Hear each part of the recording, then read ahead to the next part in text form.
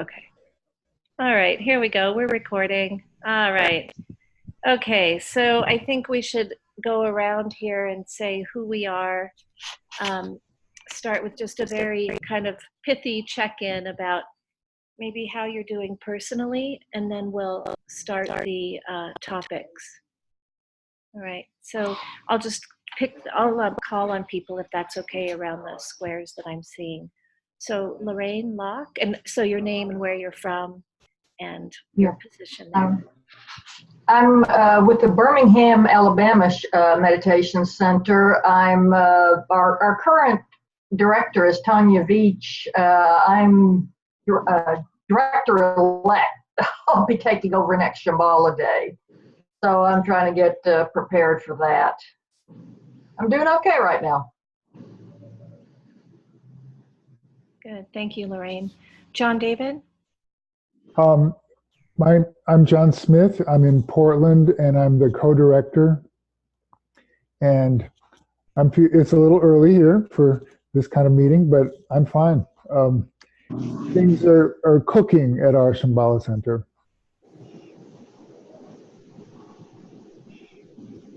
Denver?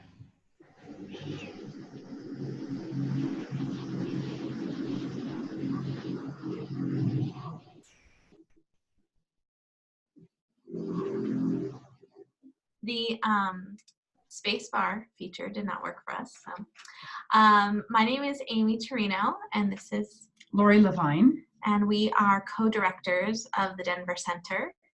And we've taken that seat as of Harvest of Peace. So we are still trying to figure out what this is going to look like, and sitting with all those feelings that come up. Can I say something? Yes. We have our first community meeting this coming Sunday, and we are looking at expanding our notion of leadership. So we're just questioning hierarchy and what that looks like in this day, and I'm sure we're not the only center that's doing that at the moment. Yeah, that's great. Thank you. San Antonio.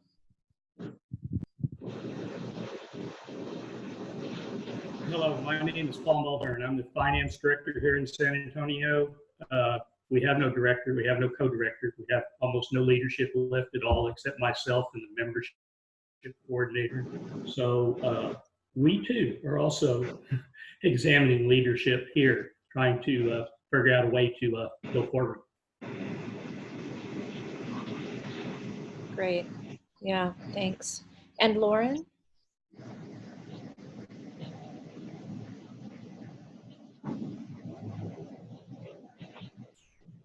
There, can you hear me now? Hi, I'm Lauren Newton. I'm the director of the center in Austin, Texas. And this coming Shambhala Day will be my 3rd year. So yeah, so I've been in through the whole period, recent period. I feel that Austin is doing amazingly well and has been really. I feel very proud of what we've gone through together. We're having a very large leadership gathering, which means everybody. It turned out to be everybody. All of our members, and that's coming up in a couple of weeks. Just to look at what direction, where are we, and where are we going? So it's kind of like a regrouping and a redirecting. I don't know what'll come of it, but yeah. Great, thanks, Lauren. And Carolyn Larson Garcia. Yes, hi, I'm Carolyn. I'm the director of the San Diego Shambhala Center, and we too are in pretty good shape. Board's good shape, and we seem to be hanging in there as a community, and having frequent new visitors, and we just had a level 1 last weekend, so things are going pretty well. Thank you. And Paul Mears. Paul? Yeah, hi. Can you hear me, or do I need to do something? Good. Okay, I'm the sort of new director at Cuenca, Ecuador group.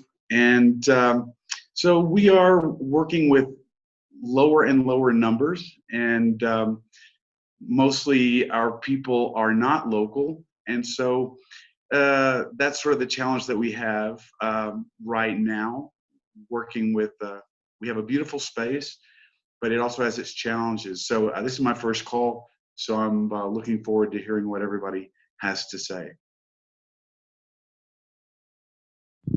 Great, thanks, Paul. And Paul, do you know how to mute your audio? Spacebar, or let's see, there's mute down there. Do I need?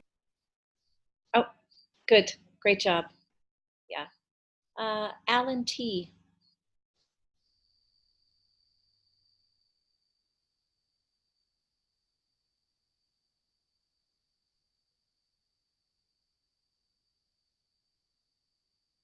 Not working for me now either. The space bar. I'm Alan Tilson in Asheville, North Carolina. I'm the Chogzo.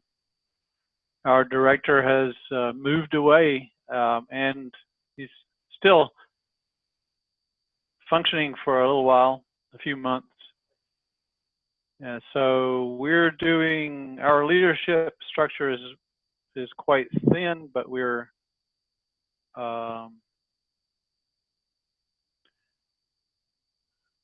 well, we're going forward. It feels like the energy in almost every part of the center is low,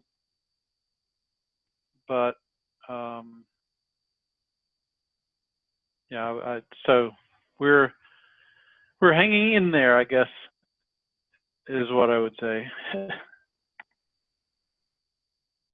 Great, thank you, Alan. And Alex Day, Berlin.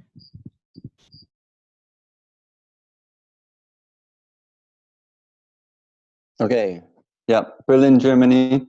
We're a Shambhala group, and I have just stepped into doing the bookkeeping and banking and finance, but we don't have any formal structure. We have regular group meetings once a month, but everything's on a very small flame here at the moment.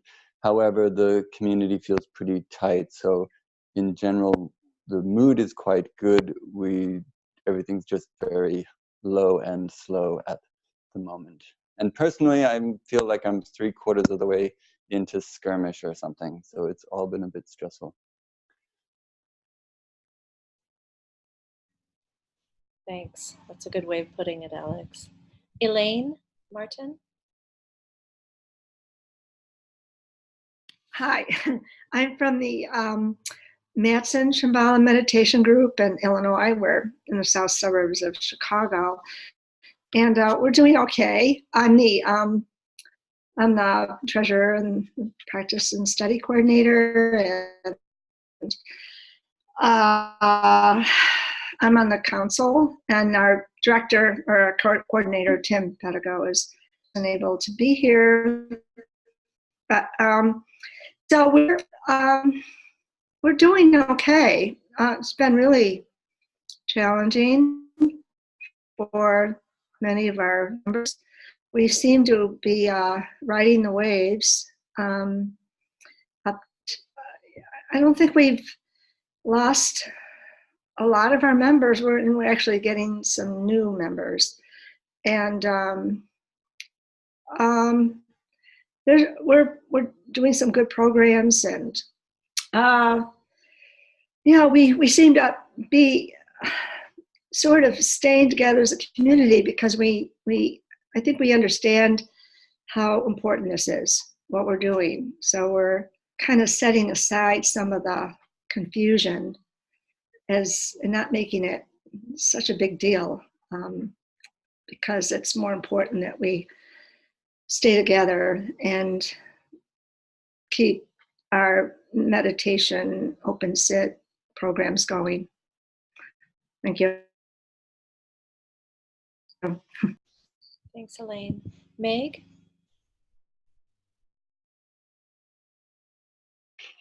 Hi, I'm Meg Biggerstead, and I'm a new interim co-director in Halifax. I'm the executive director, and Amy Silver, who can't be on this call, is the administrative director. So we're just getting used to our positions. Great, thank you. Joan Carney?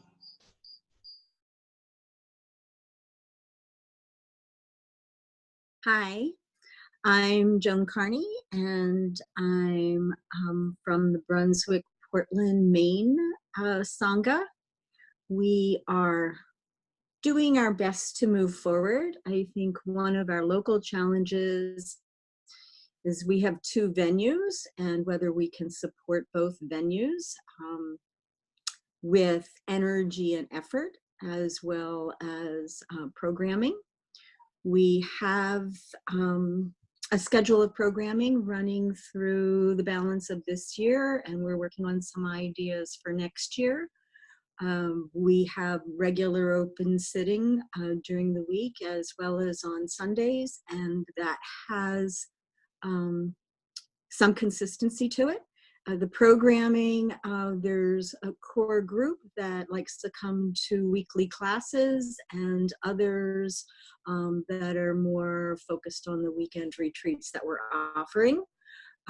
We recently offered a level 1 with very little interest from for participants.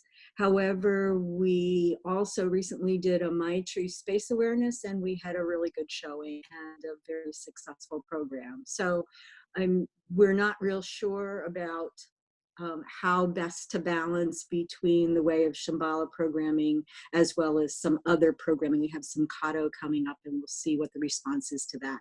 My role at the Sangha is in communications, and I serve on the governing council as well. Great, thank you. Mark Robinson? Good morning, at least California time. Mark Robinson, I'm co-director at Davis, California, with Elvia, who's also on the call. Davis is doing quite well. The energy's a little low, but we're excited about going back out. We just had our council meeting last night. We're going back out to the community to pick up our community conversations. We've got some good energy around kind of repackaging the levels for next year, and we're hoping to take a different approach with that. So Elvia and I just started a few months ago, so we are bringing some new ideas. We're embracing the Theory U internally as well as with the greater community to kind of manage or structure our development. So we're excited about that. It's a little slow getting off the ground, but we're getting there. Thank you. Thanks, Mark. And Alice? Yes, I'm in Chicago. I'm Director of Practice and Education currently. We do not have a director. We talk about whether that's something we want to do or not. We really are kind of in the middle of how do we want leadership to function in Chicago. And it's a very challenging time. We're managing financially. We have a beautiful space. We don't use it nearly as much as we could. And there's been a lot of exodus. Some of it is actually people leaving due to a variety of factors. It isn't just the recent turmoil in Shambhala itself, but also we moved 5 years ago from the north side of the city. And one thing I've noticed is that many of our senior students live north and don't come. any longer, even though they're still members. So that, I feel like that seriously affects the energy level. And our sort of intermediate level students who weren't yet in the Vajrayana path, we've lost a lot of them, I would say. So I'm having a lot of questions about my role as a practice and education director and how to get programs staffed. I can find the teachers because we have some senior people, and I can invite them, but getting them staffed is a real challenge. So I feel like Elaine does, that what we offer is very valuable. There are new people coming all the time, and that's wonderful. But it feels like we're hanging by a thread somehow. We've lost members of our governing council recently, and there are others who are talking about leaving. So it's just, I'm looking for new approaches for sure.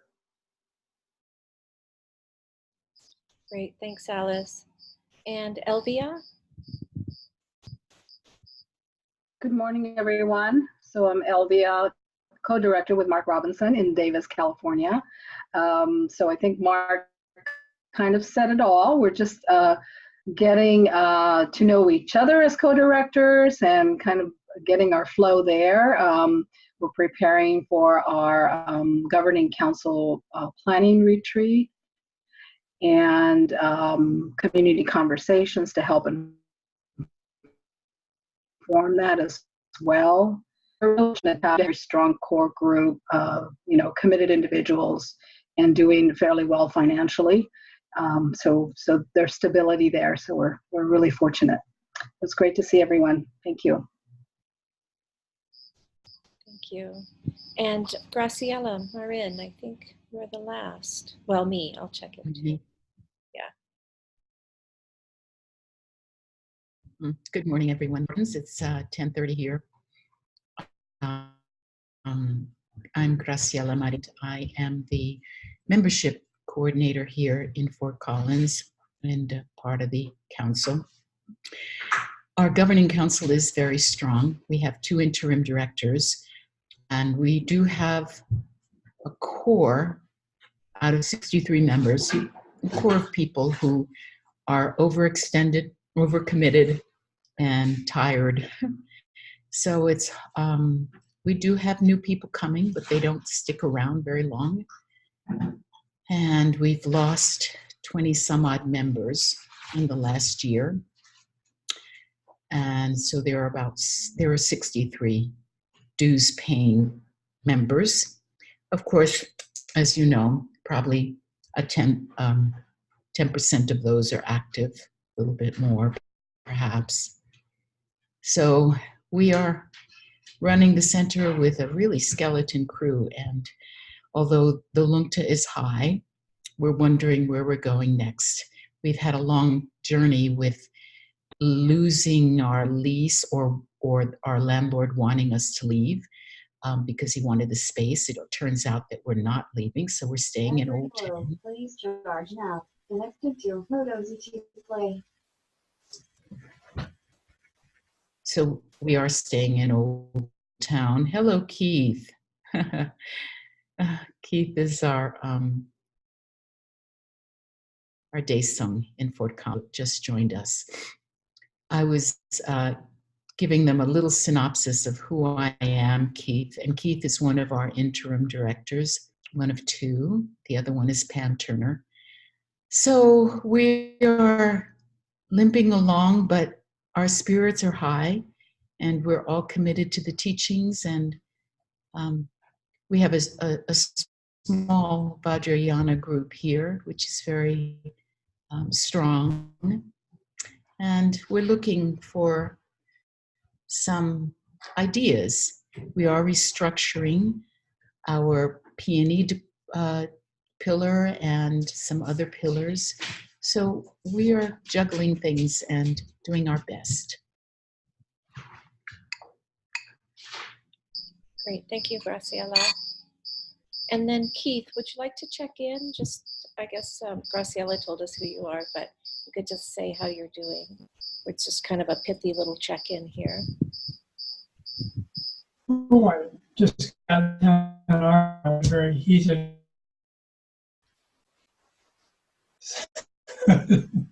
So let's see, what next? Yeah, we just saw the online harm video, Shambhala online video on harm and trauma. The email came out yesterday, and just something that might be required for all MIs and guides and leaders. So that's really interesting. We're just beginning to try and figure out how to incorporate that.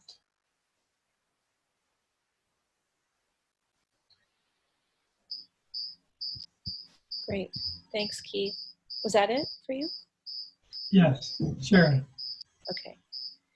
Wow, amazing. So incredible to see you all. What a delight. This is the fun part of my job these days. I'm Cynthia. I'm McKay. I'm the Deputy Minister of the Pillar of Government, which sounds like just such a bizarre, weird title at this point.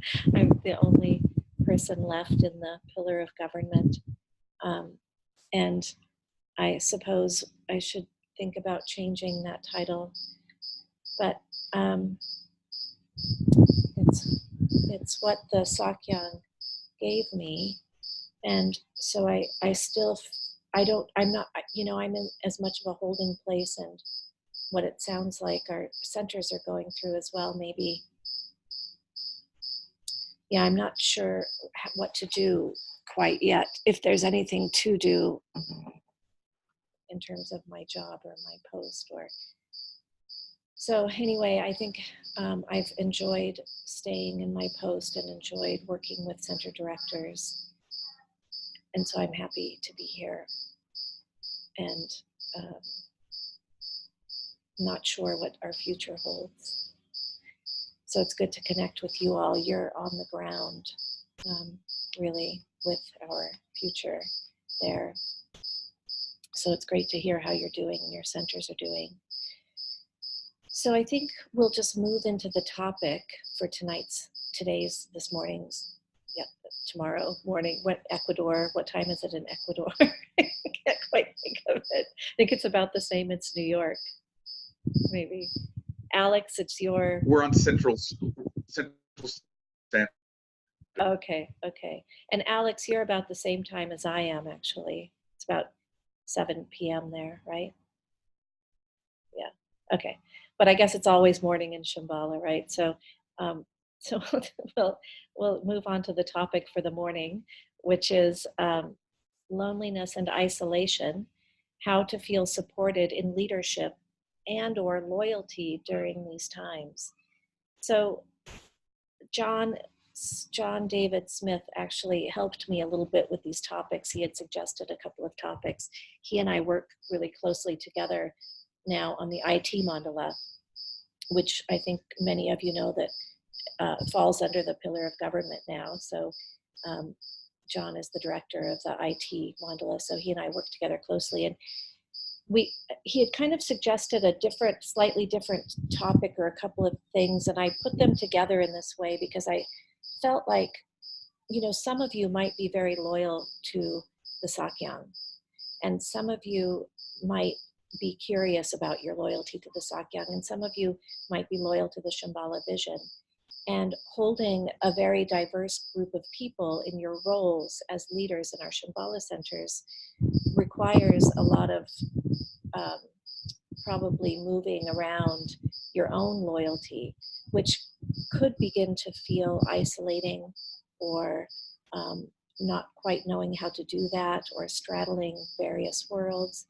So I just thought it might be a good topic together, all of these things together. Like, if you're a complete Sakyang student, does that feel lonely?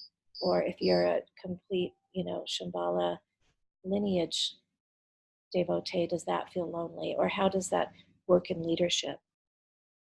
So I think we'll just open it up here, and feel free to unmute, and you can kind of watch people in this forum unmute. The only bummer is for Elvia and Graciela on the phone, they won't know when people are talking. So those of you on the phone will just have to kind of jump in. Okay, we'll do, Elvia. We'll let you know when it's recorded and shared. So anyway, anything, does anybody have anything any thoughts around this topic?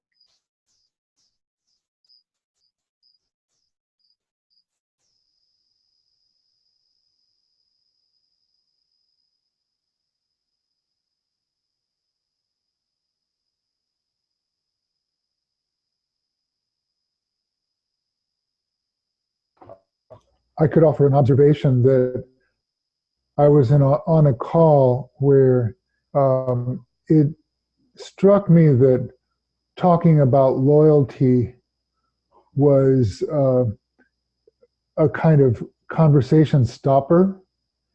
And it seems to me, Cynthia, that what you're doing is kind of the opposite, is opening it up. And, you know, that may be hard to do, but I think that's what all of us need to be figuring out. You know, to put it in theory U terms, this is what we need to sense, is how to make that question a beginning, an opening. I mean, I can speak briefly to my own experience. Like I said, it feels like skirmish to me. And then in that sense, loyalty is synonymous with trust. You know, sometimes it's hard to trust the person sleeping beside you because you don't know if you're going to wake up in the morning. And I find that the real basis of trust is simply through personal relationship. It's very intense, it's skirmish. And in this situation, it takes a lot longer, and we can only talk to each other through Zoom. And I meet with people in Berlin personally, and that helps. And I figure out if I can trust them or not. I can't meet with the Sakyong personally to figure out if I trust him or not. I can only go on the last communications that I have from him. And what I remember from the letter that he sent out was it was basically about my practice, that I have to figure out what practices I'm going to do. And then, and that was actually quite helpful. So, I mean, it's not an absolute type of loyalty. It's just me self-reflecting on what practices what practices I have, what practices I do regularly, why it helps. And the answer for me has been Windhorse, really the feeling of Windhorse, whether through practice or through just general scenarios, is really powerful. And for me, that's the fuel for my loyalty. And when I feel that with other people, that invokes trust and loyalty. So that's, for me, loyalty is such a yes or no thing. It's more like a relationship based on trust, and then that produces Windhorse.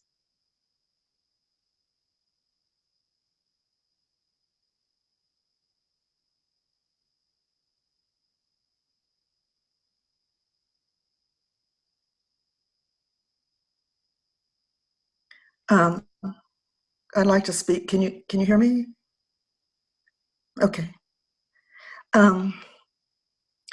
So again, I'm in Austin, Texas, and I've been the director for 2.5 years. And there's really quite a lot of enthusiasm and participation at a certain level. But it's interesting, when Cynthia sent me the question about loneliness, you know, I didn't really tie it with the idea of loyalty. I think it's just the idea of loneliness for me comes with the isolation of feeling so responsible for everything and everybody.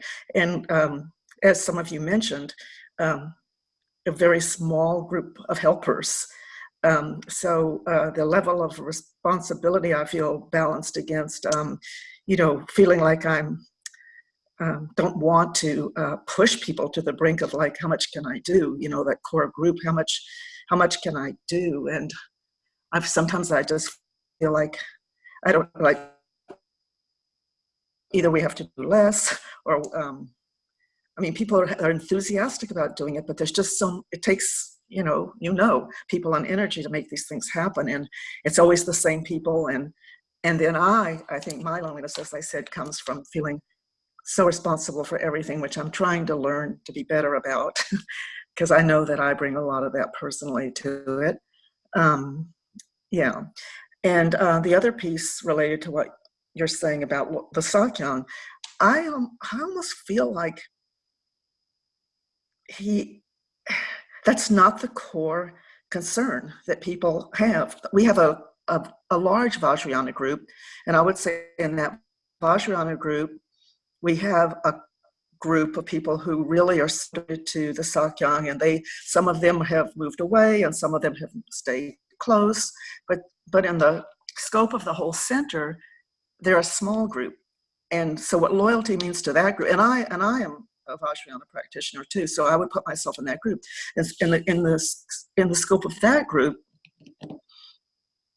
the issue feels completely different than the other 80% of the people who really don't seem to care a whole lot. And their loyalty is, I think, very much to the Sangha, because we have incredibly connected Sangha, and to the teachings and the Dharma and the programs and all of that, a real connection with that.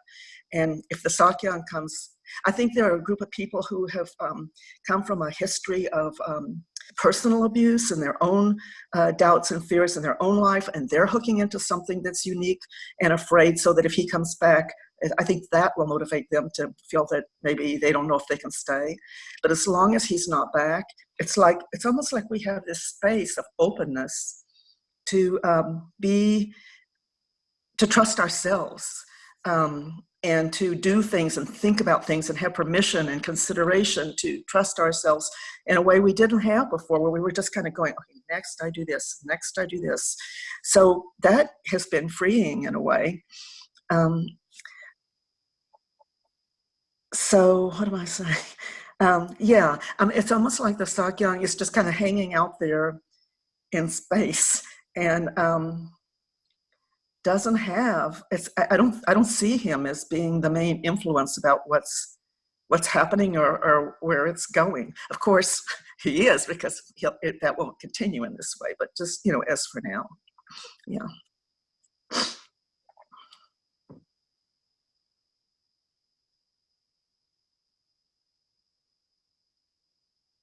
Hi.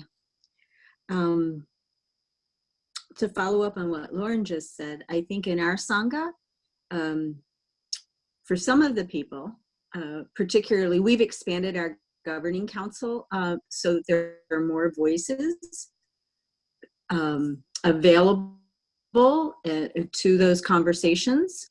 And so there are about 12 to 15 people on the governing council currently. And a lot of the conversation has nothing to do with the Sakyong, and kind of almost nothing to do with Shambhala, the Shambhala lineage. It has more to do with Buddhist studies and holding the Sangha together and doing things together as a Sangha. For me, that's really lonely. I frequently think that my voice is not invited or encouraged to be heard, because I do have a loyalty to Shambhala and to the Sakyong. And so I feel my voice is muffled a lot of times, or not welcomed, unless I'm supporting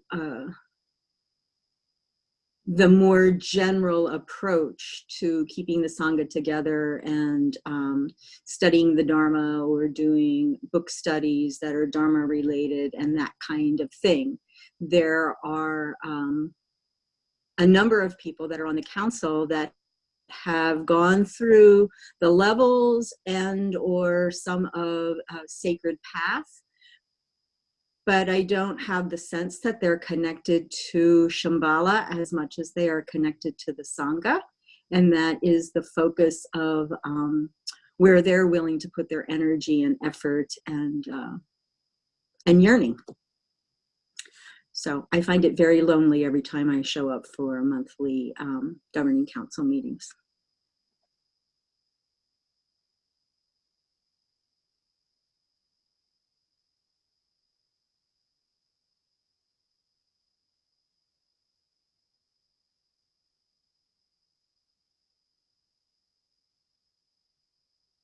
Paul Mulhern here in San Antonio. We've always been a small center, so when things fell apart, it didn't help us any. We lost a lot of older members, and we lost a lot of financial support. And then over the next year, our leadership sort of disintegrated. And so we're basically just trying to stay afloat here. And it's some of the comments people are making. I know what you mean about the Vajrayana students versus the rest of us, so to speak. You know, my hope here, and I'm not in charge, I'm just herding the cats more or less, trying to get some of our dues paying members who are not active to come back and be active and find a way for people to contribute without necessarily working them like a mule. Because that's the problem we've got. The small core people we have that do the work are very quickly coming to the end of their rope.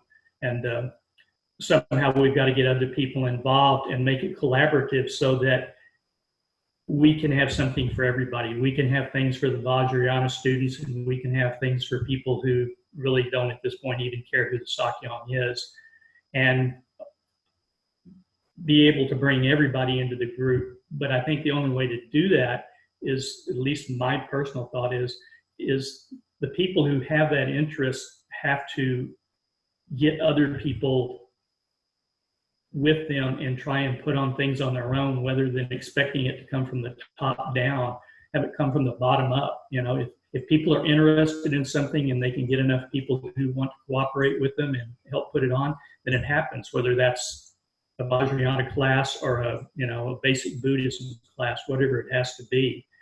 But, you know, if we're going to survive, we've got to make room for everybody and let everybody's voice be heard. We don't have to agree with each other, but we do have to listen to each other.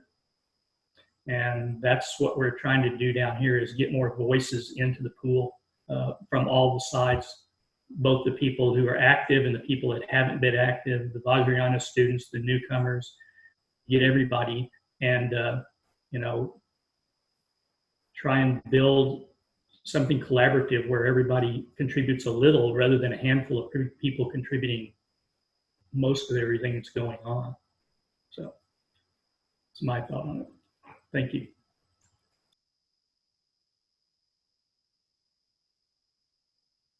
Yeah, I think part of the reason why I was kind of thinking about this topic was, when I was a center director, I could just point to the picture, like, this is my inspiration.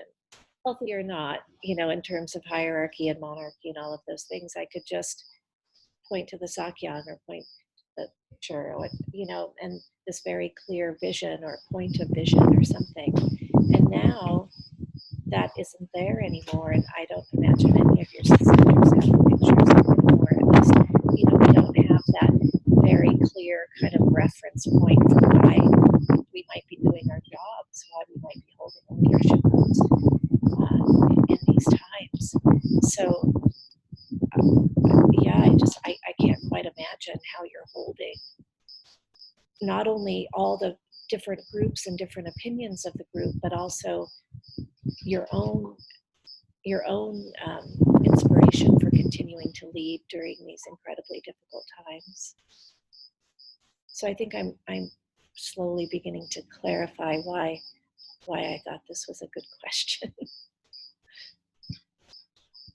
I just can't quite imagine how it is for you.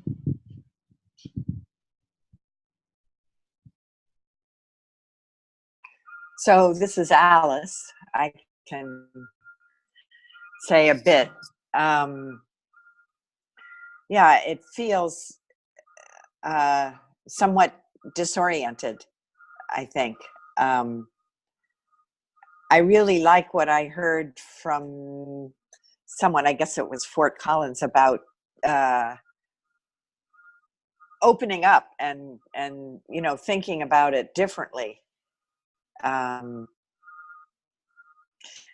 Because I guess that's my feeling, is that you know, we see a lot of new people, and most of them are not there because they're interested in the Sakyang or even in Vajrayana. And I think that's one reason why they don't stay around that long, you know. But we do have pretty good turnouts at our open sitting, which we do a couple times a week.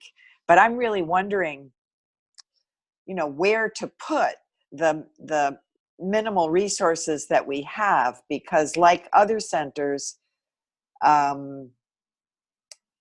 we finally had a reasonable, maybe 8 people in our level 1 in September, but we've had to cancel classes.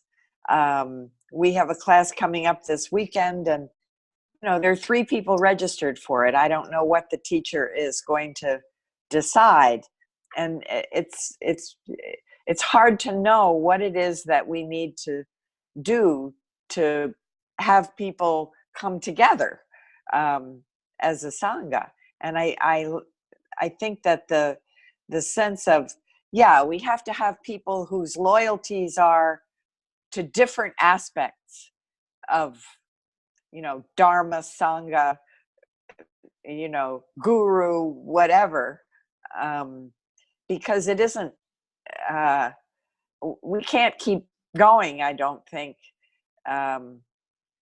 if there's a demand for everyone to get behind the way things were before.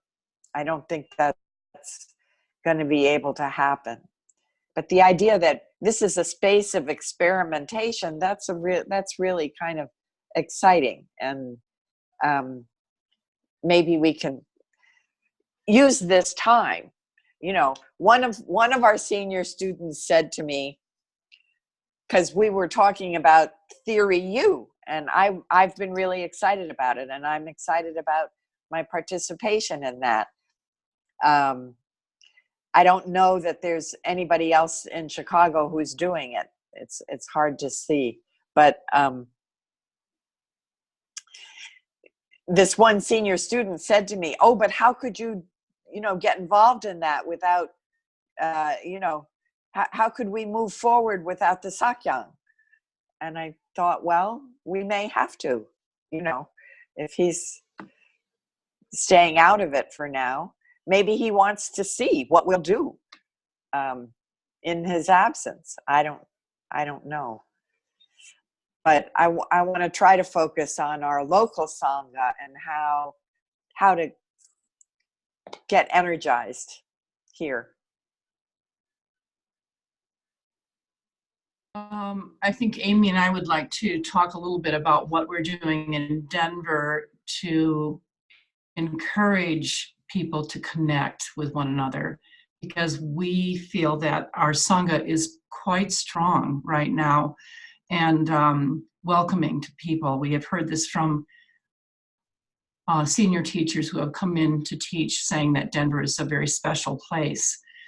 So one of the main things that we're doing is we're rethinking what our Nyintun, what is the purpose of our Nyintun? And of course it's to sit and practice. But in the past, what we've done is people have come in at any time from 9 to 12 and sat, and then most of them leave by around 11:30 before the final chants. I mean, maybe you'll have 2 or 3 people there. And so what we're doing instead now, we are shortening our open house a little bit to focus mostly on meditation instruction.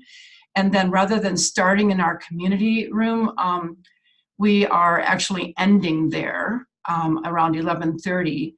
And from 11:30 to 12 now for the entire community, we have something called, cutely, community. So we are deliberately bringing in, I've taken a lesson from my Lutheran roots and bringing in coffee and tea and something to eat to encourage people to linger, and also encouraging the people who are at the open house who are visitors to get to know some of the people who've been there for a while. So rather than people getting up after they have practiced and leaving the center, we're providing a space for people to come in and just sit on the couches and the chairs and have something to drink, something to nibble on, and talk about whatever they want to. And that seems to be quite successful. I dare say that when you provide food, they will come. We're enjoying that. We're also doing a Dharma talk from 11 to 11:30. So we're just doing things a little differently here in Denver to see what will happen. And we're encouraged by what we're noticing. Amy, do you want to add to that? I just want to say we've been trying this community for a month now, and this past Sunday it overlapped with a Qigong program that we were running. And so that half hour of community actually just naturally expanded to a full hour, and we still had a robust community hanging out at 12:30 because that program took a lunch break, and the people who had been here for the morning not in the program were still engaged and hanging out, and so even more connection was able to be made. So it's just reimagining how we're using our space. Our community room really was kind of this lobby front door. It's just fast movement in and out because people weren't staying. And after this Sunday, seeing people just kind of be rooted in kind of a social way, it was really inspiring.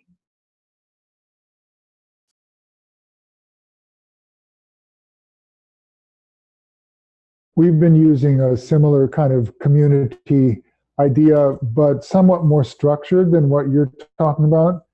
It's when Janie Page and I came on as co-directors, we felt like there was a severe kind of lack of conversation in the community. People just really not having talked to each other for a long time. And that there were a lot of things that really needed to be discussed. So we've not only had thematic kinds of community conversations, we've called them, and they're around the Nintun. But in many cases, we've taken notes and typed them up and put them on the blog. And I put a link in the chat to some of those blog posts to, kind of suggest the range of topics that we've covered. And I feel like, the capacity to talk with each other develops as we talk. We can't just say, oh, just do it. It takes a while. Trust has a path aspect, it seems to me, and that people need to actually keep talking and kind of find the edge of trust or non-trust, and then hopefully keep talking and then see that edge of, and I have to say there's been a lot of mistrust here in Portland, to see some of that mistrust kind of dissipate. I hope.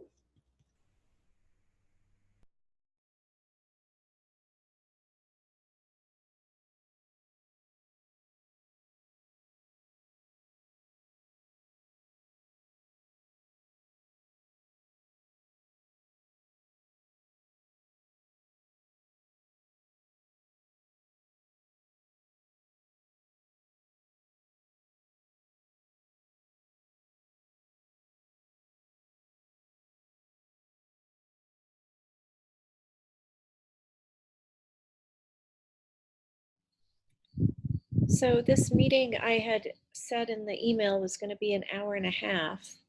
If you'd like to stay on for another half an hour, maybe you scheduled it that way according to the invitation.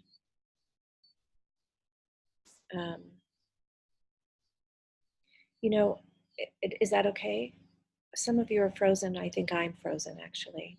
So I think it's okay. Yeah. Okay.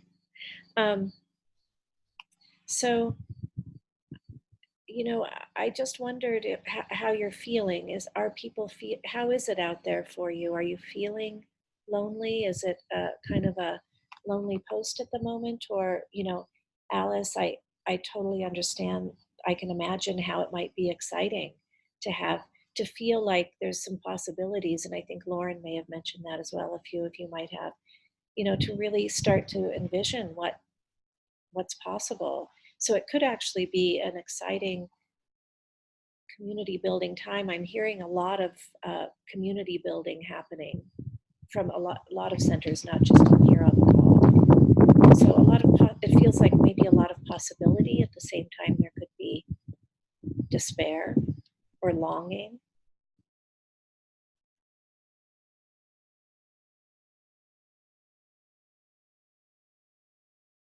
Hi, this is Mark from Davis, California. I'm a person who tends to get excited about change, not because of caused by trauma and things like that, but a big believer that in times of chaos and disorganization, there's opportunities to really explore things. And as a center, we have a number of folks that are open to that idea, is that there's some freedom here.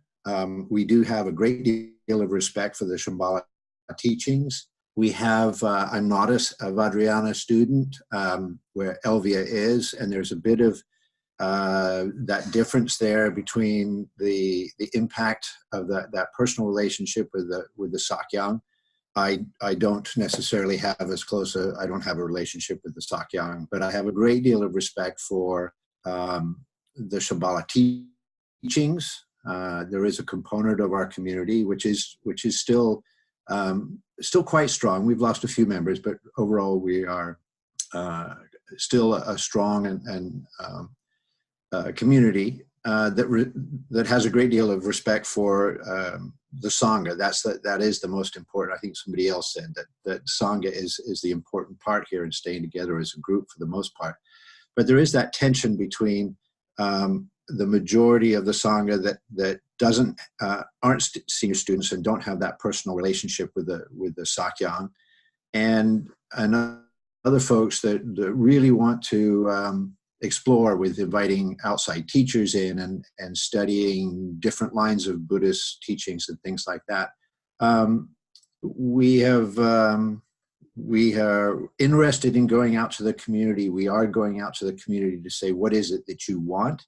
But also with some restraint to say, we are and we will remain a Shambhala organization. We're not going to be independent. We're not going to become Zen or any other path of Buddhism, or we are going to remain a Shambhala center. There's value and wisdom in these teachings, and that's what we exist for. We're taking advantage of this, if you will, freedom here to really explore taking the Shambhala teachings and presenting them differently.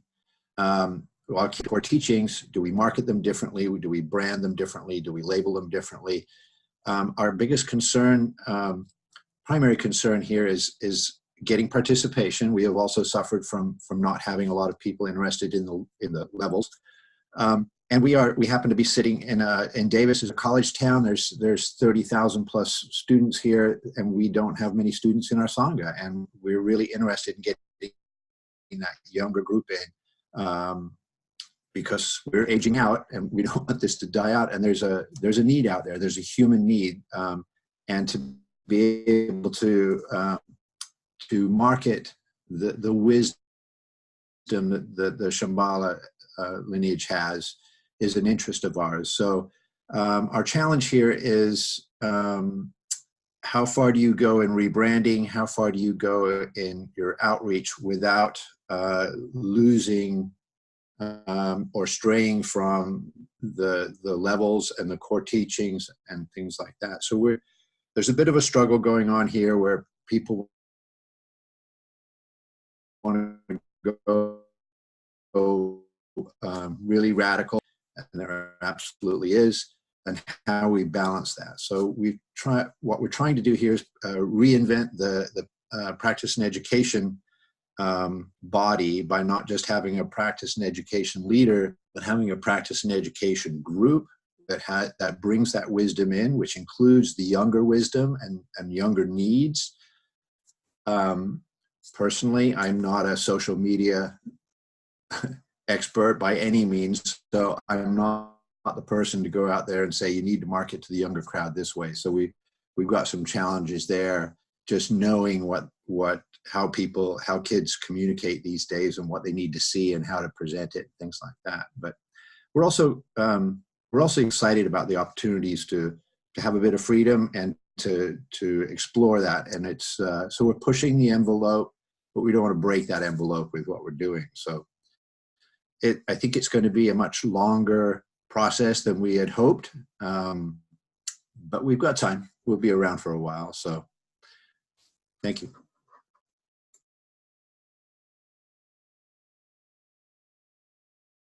This is Paul in Cuenca. Can you hear me? Okay.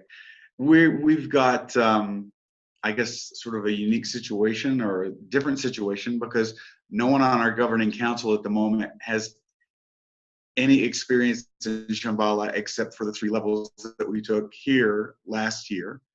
And we have a meditation teacher and his wife who have experience, but they're gone 6 months out of the year. So everything is open, really, but we love the Shambhala practice and we love the Shambhala teachings. However, many of our sort of core attendees have left town, and we're an entirely, shall we say, expat or immigrant or foreigner population. And so it started with the meditation teacher a few years ago in the context of their cafe. We since moved. They've left town for 6 months. And we've tried to become bilingual, but that's really hard because none of us have really a good enough level. So local people, Ecuadorian people, Latino people come and they don't come back, even though we try. We made a beautiful bilingual chant book. And again, it's both a plus and a minus, I guess, that we don't have a lot of Shambhala experience. We have other traditional experience, but I feel like, and we're interested in maintaining our ties to Shambhala. And it's really great to hear the big urban centers from North America share your experiences, that maybe things aren't as energetic as they used to be, but that they're still going strong. So again, our challenge is being bilingual, bicultural, in a sort of strange situation here. So isolation is very real here.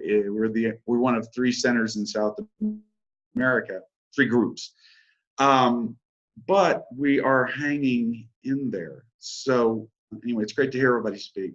Thank you, and would love to hear any ideas that you have about our particular challenges at the moment. Low numbers and bilingualism.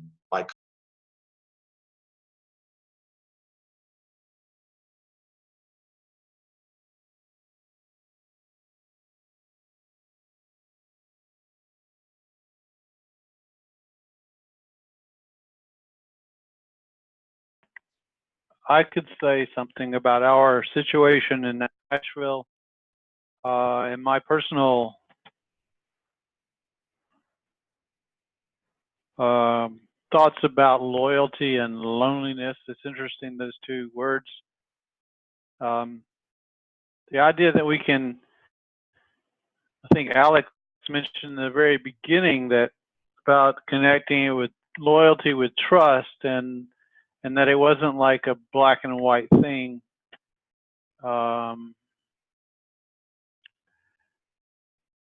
Which I think is a very interesting idea, but also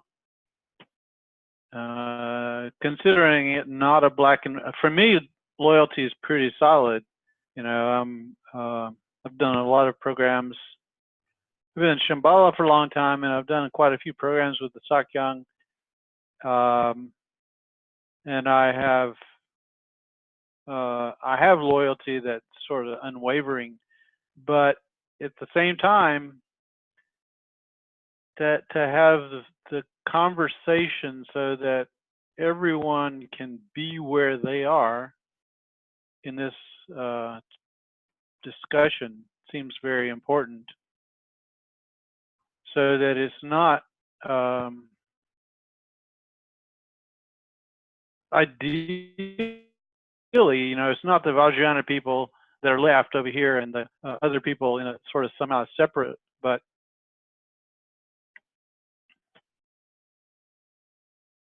that it can be something that we can talk about, which is it's hard to talk about. I mean, because it's so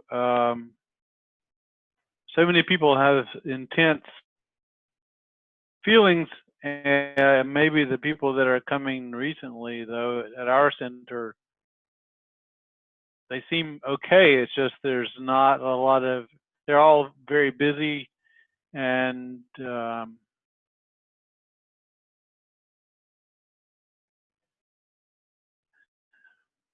my sense is when sometimes I go though, and we'll have 2 or 3 new people and no one else but me if I'm leading a sitting, and it's there is some loneliness there that we're not actually coming together. So a major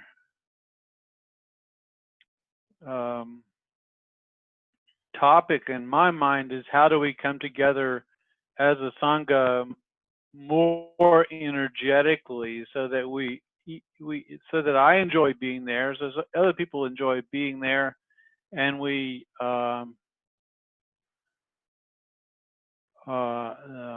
some sort of container for new people to come into, because if without that, there doesn't seem to be much possibility of them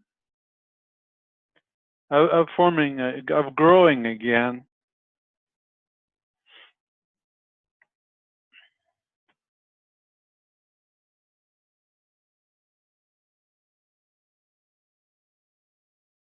But personally,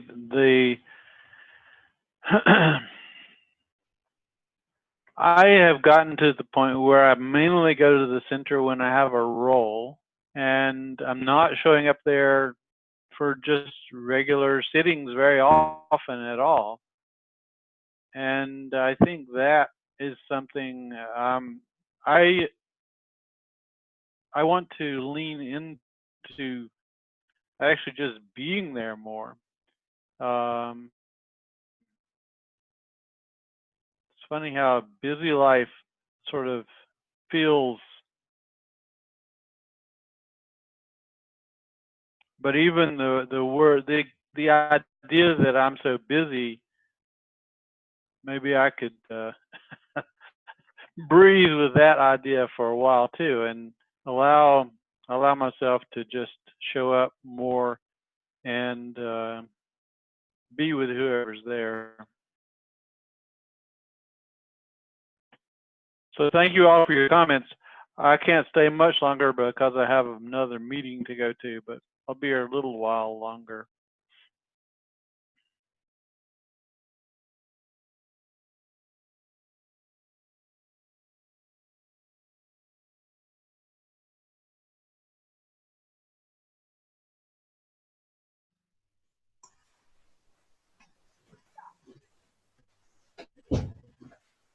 Hello all, this is Keith in Fort Collins.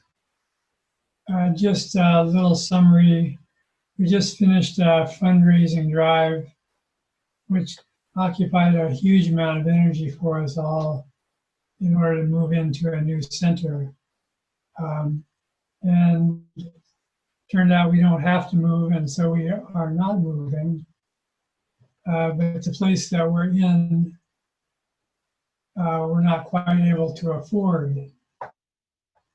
And that in the face of losing probably 25% of our members and dues base. And one by one, losing people that we found really helpful. Our kitchen manager stopped doing that. Our person who volunteered and did vacuuming and cleaning stopped. Our secretary to the council meeting stopped. And it's been disheartening each time you get an email from somebody that says, oh, I can't do this any longer. I've got other challenges in my life. So, and we've also seen, I track attendance, and so we've seen decreases in attendance.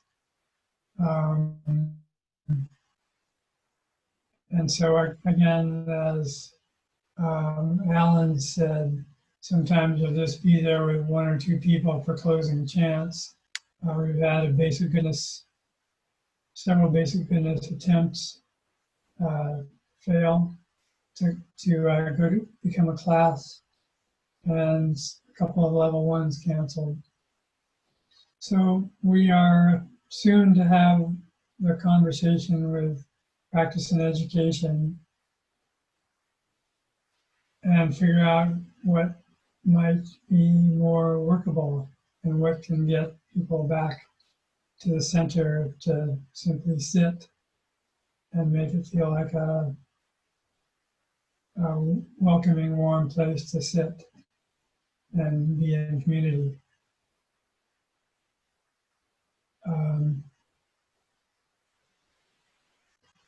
I think we'll discuss opening and closing chants, whether to have them on Monday night, Open House Wednesday.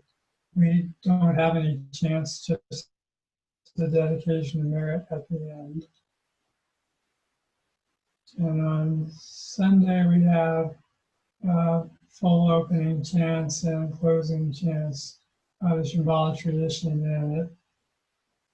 And since there's almost no one there to do that, we may be looking at changing that.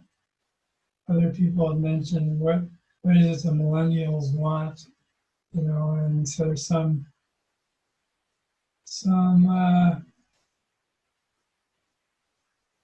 but I don't know if it's an informed awareness or not, but that there's suspicion of organized religion at the moment. And that we might want to emphasize the good conversation, meditation aspect of Shambhala, the Sangha part that other people have mentioned also, just strengthening that. I think that's all for now.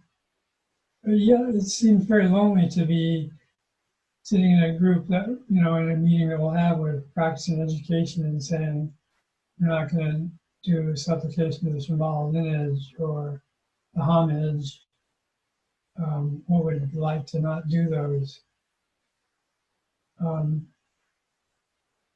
That's definitely a lonely conversation to have. We know we've lost people because of the current situation, but then we can lose more people because we stopped doing Shambhala chants. So it's a fascinating dilemma of can't live with the Sakyong, can't live without the Sakyong. I like John David's, I'll check out his blog to see how you begin to make it more comfortable for people to trust each other and converse. And maybe to incorporate that community that Denver has and figure out forms that encourage conversation. That's all for me right now. Thank you, Keith. That's a perfect segue into a checkout, I think. I'd like to leave just a little bit of time for a checkout. And that gives the people who haven't had a chance to talk also a minute or two to talk. So if that sounds okay, we'll go back around. Does that sound okay? Yes, okay. So we'll go back around. I'll start in my squares here with Lorraine.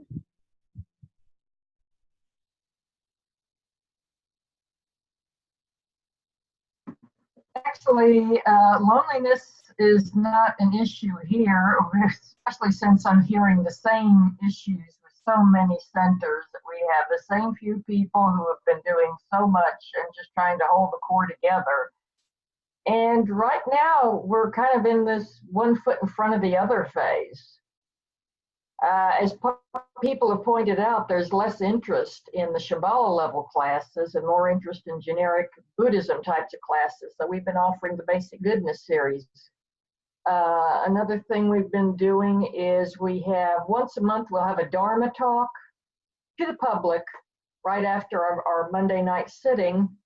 And another Monday of the month, we'll have what we call Mindful Monday Community Conversation, where somebody comes in and talks about mindfulness. And actually, we had an outside speaker last month from the Alabama Rivers Alliance who came in and talked about the state of Alabama's rivers and how you can protect them, and getting us actually involved in possibly a letter writing campaign to our state legislators on, Alabama rivers mean a lot to us, please protect them. And things like that, just getting more community engagement, our real community engagements and community outreaches. We've got a group here that's gotten into making blankets for Project Linus for traumatized children in hospitals and other situations. Another group that regularly goes out and holds privet at a local co-op forum, types of teaching forum, and just really getting involved more in the community as outreach. But again, we are looking, as the gentleman from Davis, California is mentioning, we are looking at, is there some ways we could repackage the Shambhala teachings without repackage them somewhat without going too far. And we're not really sure what exactly going too far means, losing some of the Shambhala specialness. But we are noticing that we're having, we had a level 1 here recently. We had 11 people sign up for it and 8 people actually showed up. So it's back to our usual. We'll have to have at least one more level 1 before we think we'll have enough folks to have a level 2.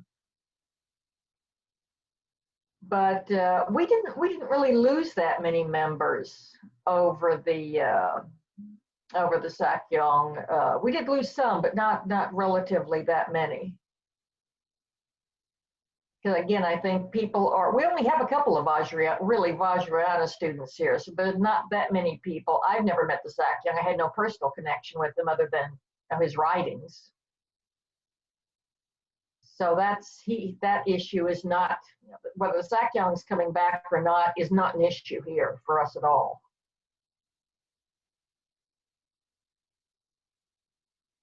That's about it. Great, thanks, Lorraine. We don't feel any more lonely than we always have for being, in Birmingham, Alabama, we are a small outpost. And we also found a very tiny Zen group, and they had no place to practice, so we let them use our shrine room. We were not using it, so we schedule around that. So we welcome some more fellow Buddhists in the door. So we consider that a good positive. Great, thanks, Lorraine. John, brief checkout. Speaking of loneliness, we're having a town hall on Saturday where we're talking about whether to relocate or not. And one thing we've done is invite groups that have done it, have either relocated, changed their building, or done some kind of transformation. So we've invited people to speak to us on a panel. and that includes one person from one of the Zen centers, 2 people from a Nyingma center, and a person from a Lutheran church that reinvented itself not as a church but as a community center. So that's kind of dealing with loneliness not as a personal director level, but loneliness of Shambhala in our larger world.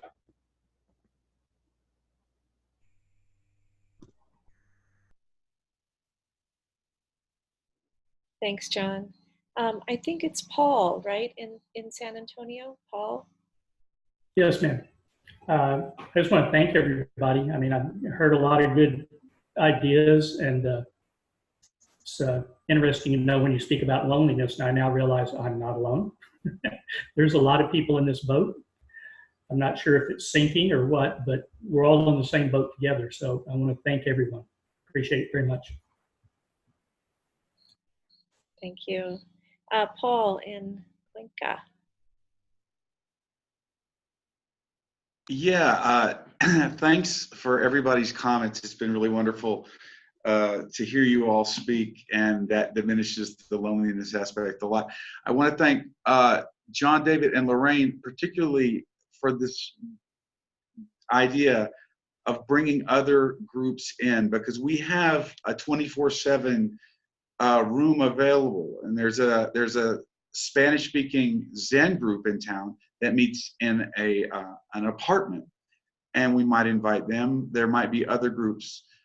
We did have a Hatha Yoga group that was using the space, but that has since evaporated. There's just sort of a migration out of the city a little bit. And also any happy thoughts that you might have, because we're facing a lot of civil unrest and strikes in Ecuador right now. So things are a bit crazy. Also, I was struck with the community idea in Denver.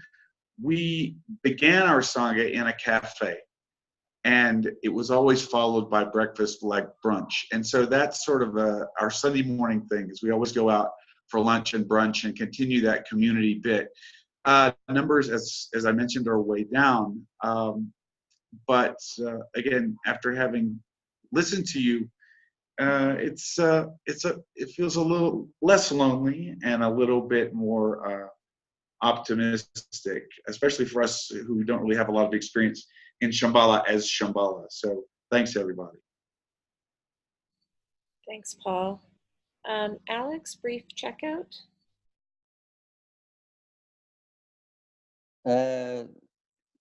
Yeah, thanks to everyone, particularly you, Cynthia, for moderating.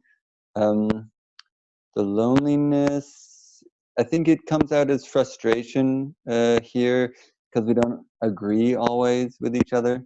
But what I really liked about this meeting was getting a better sense of the Shambhala online culture, and I really feel there is a culture developing that we all sort of understand personally rather than from a book or something we heard.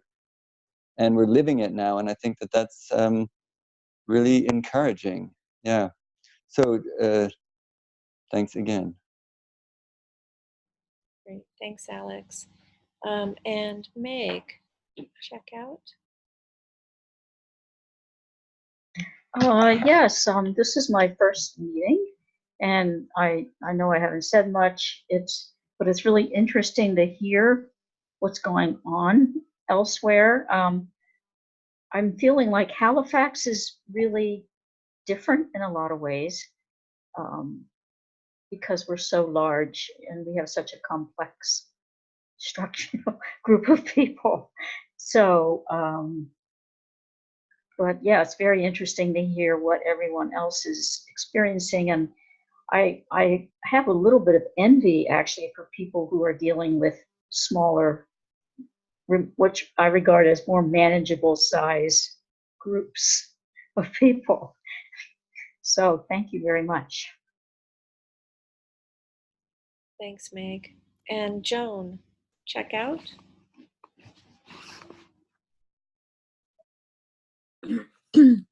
I would just like to offer a thank you to everyone and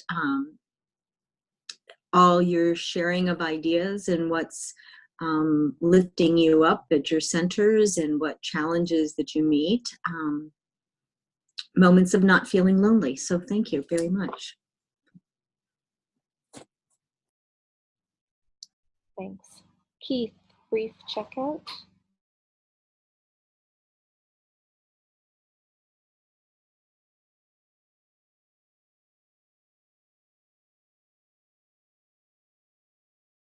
Yes, once again, it is good to hear all the different voices and the experimentation that's happening. Thank you very much for that. We will be exploring sharing our space with Thich Nhat Hanh Zen group here in Fort Collins. So yeah, we have a beautiful space that's open so many hours that could be used more efficiently and share the cost. Thank you. That's all for me. Thanks, Keith. Lauren, brief checkout. Well, my main takeaway, and I guess it's really what I came in with, is that, in our roles, the most important thing is to be open to balancing the interests of all of the different people and making sure that they feel like they're heard and that they're appreciated. And giving people this, for us, bringing people into these community gatherings, which we've done every month for a long time now, I think has saved us. And we do have those community teas, and I think that those are the things that have kind of saved us in an interesting way, and it's because of people coming together from different views and different interests and feeling heard, even though it may not end up being able to do what they want, although sometimes we can. And so, and helping them understand when we don't, why we don't, that just feels really important to me. And it brings to mind, I don't know if you all have had an opportunity to see this online, Shambhala online program. I think it was broadcast in Boulder on opening the umbrella. And it's some of our main leaders in Shambhala, and actually from early Shambhala. And opening the umbrella, the notion of how we can be more inclusive than perhaps we have been recently, and how we can do some of this bottom-up kind of interest that some of y'all have mentioned about letting people do, take it themselves if they want to take something themselves, but as you've also mentioned, holding that within the umbrella of what is Shambhala and not what isn't.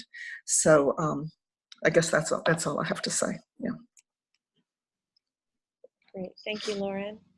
Alice, brief checkout. Sure. Thank you so much to everyone, and especially to Cynthia for making this happen. It does really help to talk with other people and learn how others are approaching these problems. And I hope to stay tuned. Great, thanks, Alice. Mark, brief checkout. I'm with Alice. Thank you very much for putting this on. It's great to hear everybody from around the world.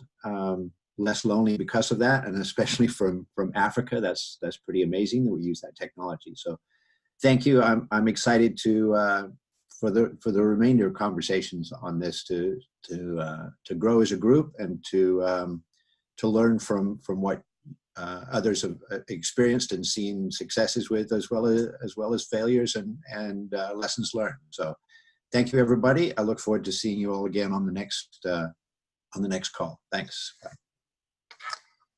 Great. And Elaine, brief checkout. Yeah, thank you so much for doing this. It's been really good sharing what other people are going through and what other groups and centers are experiencing. So yeah, I'm just listening to everybody. I'm feeling like it's so sensitive, to balance what people might benefit from and what they can tolerate, because we're, I live in an area where, we don't want to push people too far into things that they find so uncomfortable that they're, they start rebelling. So we've been trying to gear it more toward, like how can we help people stay on the meditation path? Not so much saying this is the Shambhala teachings and we want you to learn this, and because we feel like the bottom line here is meditation and sticking with it and the benefits. So it's just a slippery slope. And so I'm, as far as loneliness, I'm the only Vajrayana practitioner where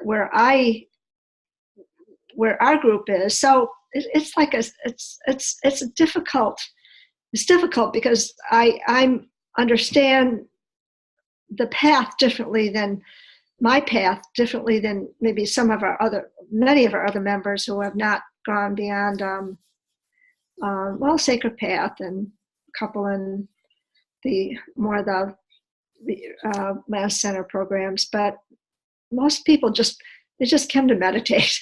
So we're just doing a lot of ninthuns and gearing it toward community and potlucks and just trying to keep it user friendly.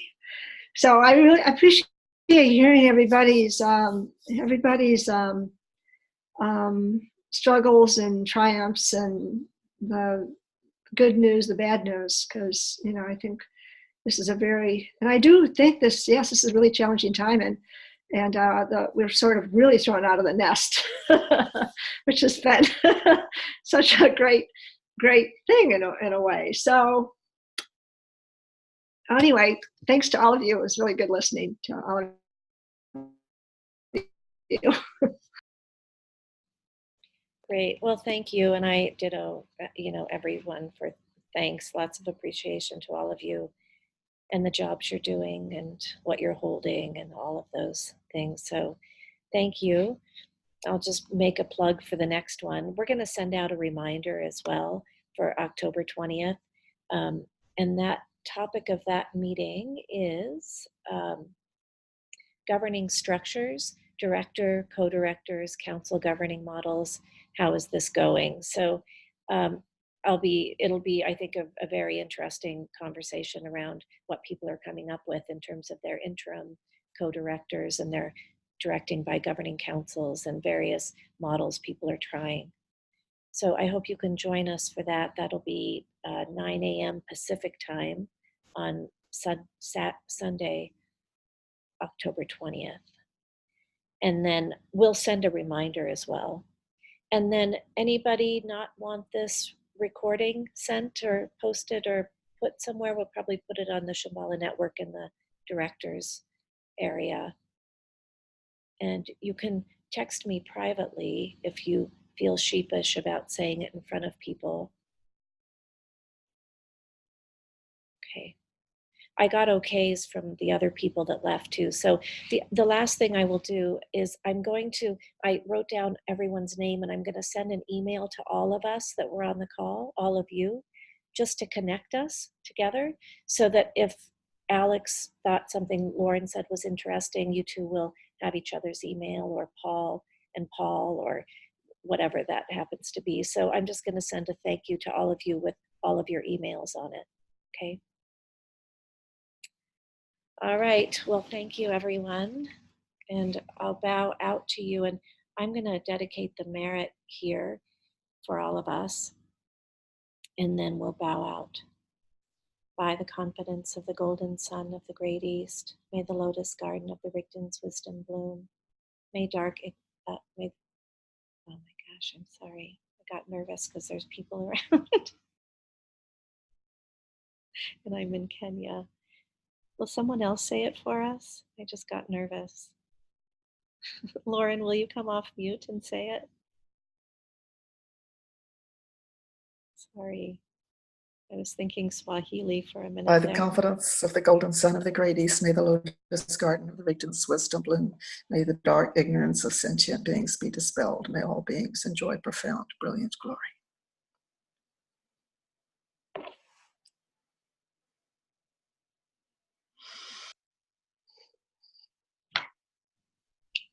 Thank you. Thank you all. So great to see you. Okay. Bye.